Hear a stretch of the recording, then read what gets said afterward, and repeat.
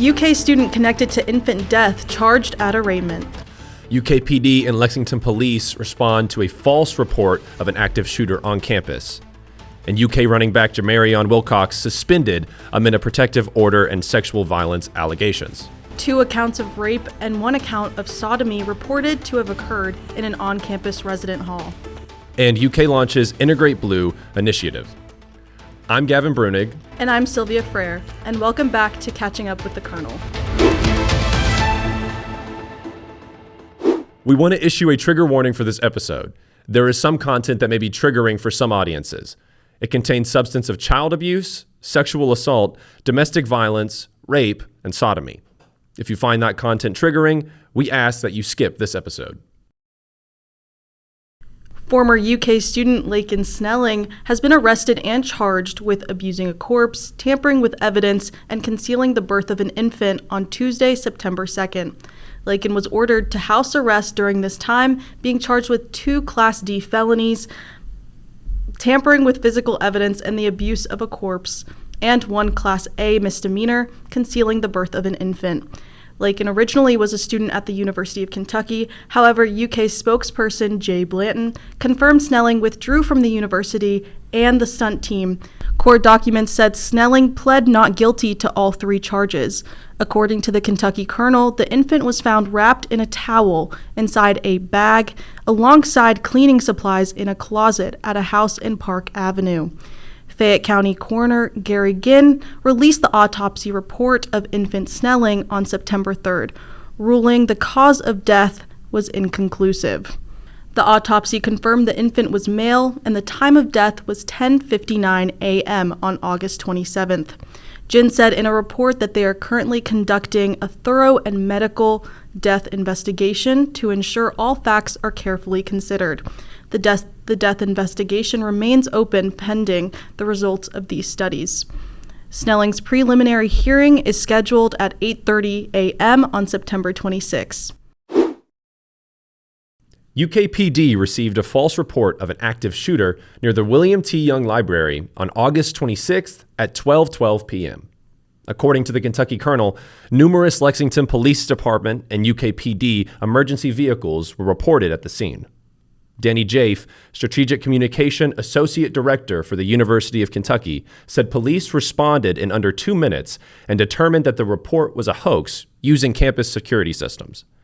No UK alerts were issued in response to the situation. The UK alert system is the university's emergency notification system. According to the Trace, false shooter alerts have been happening across the country from the end of August to the beginning of September, including at 22 different college institutions. Reporting to the Kernel, Jaffe confirmed UK is aware of the false reports at other universities, stating that safety is their top priority on campus. UK running back Jamarion Wilcox has been suspended from play following the issuance of a protective order due to sexual violence allegations filed against him on August 20th. Fans were first made aware of his absence at UK's August 30th win over Toledo, where Wilcox was not spotted on the sidelines. UK football coach Mark Stoops confirmed the suspicion after the game, where he said, quote, "Jamarion was out today. I'll update you this week," then clarifying that he was absent due to a violation of team rules. He was out for a second straight game when he missed UK's September 6th loss against Ole Miss as well. The temporary issued protective order, or TIPO, was served to Wilcox on August 21st. And according to the Kentucky Kernel, which obtained court documents, the TIPO contained a no-contact clause stating that Wilcox cannot be within 500 feet of the alleged victim. The filing reported that the alleged abuse occurred early in the morning on August 20th. The alleged victim stated in her report that she was asleep in her room while Wilcox was visiting her roommate. Around 1 a.m., Wilcox entered her room and got into her bed without her consent. The alleged victim said that Wilcox told her to, quote, "open her legs," and then attempted to force them open. Following that, he attempted to put his fingers inside of her. She told him he was in the wrong room multiple times, to which he laughed and continued to touch her without her consent. The alleged victim then ran out of her room to get her roommate, and he refused their multiple attempts to remove him from the room. It was then that they were able to see that Wilcox was completely naked. After over 20 minutes of struggle, Wilcox was escorted out of the apartment by police around 2 a.m. The next hearing regarding these allegations will be held on November 3rd, according to court documents. Separate court documents report that Wilcox has been accused of having 2 dogs without city licensing or updated rabies vaccines, for which a misdemeanor citation was issued on September 2nd. He is scheduled to appear in court for these misdemeanors on September 19th. 2 accounts of rape and 1 account of sodomy were reported to the University of Kentucky's police department this weekend, according to the UK crime log. Both reports were said to have occurred in undeclared on-campus residence halls, according to the crime log. The first was made on Friday, September 5th, regarding an alleged rape, said to have happened at 5 p.m. on Thursday, September 4th. The second report, made on Saturday, September 6th, pertains to 1 account of first-degree rape and 1 account of first-degree sodomy.